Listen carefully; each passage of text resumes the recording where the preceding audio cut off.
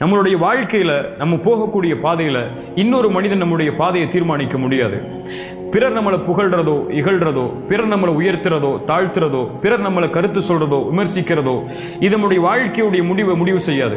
என்ன ஆனாலும் சரி, நம்முடைய வாழ்க்கையுடைய இலக்கை ஒரு நாள் நம்ம அடைஞ்சுதான் ஆக போறோம். ரசூலுல்லாஹி ஸல்லல்லாஹு அலைஹி வஸல்லம் 21 ஆண்டு காலம் அந்த நபித்தோழர்களுக்காக உழைக்கிறாங்க.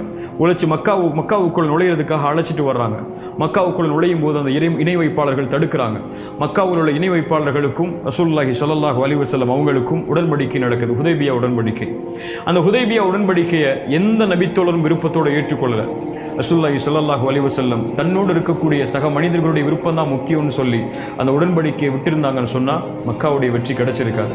படைச்சவனுடைய திருப்தி தான் முக்கியம். படைச்சவன் என்னை ஏற்றுக்கிட்டா போதும், இந்த நபித்தோழர்கள் ஏற்றுக்காட்டாலும் பரவாயில்லைங்கிறதுக்காக அல்லாஹ்வுடைய தூதருக்கு இருந்த உறுதி மக்காவுடைய வெற்றியை அடுத்த சில ஆண்டுகளிலேயே வாங்கி தந்துச்சு. படைச்சவனை திருப்திப்படுத்தணும்னு ஓடுறவன் இந்த உலகத்தில் வெற்றி அடைஞ்சிக்கிட்டே இருப்பான். படைப்புகளை திருப்திப்படுத்தணும்னு ஓடுறவன் தோத்துக்கிட்டே இருப்பான். நம்ம யாருங்கிறது முடிவெடுக்கிறது நம்முடைய கரத்தில் இருக்குது.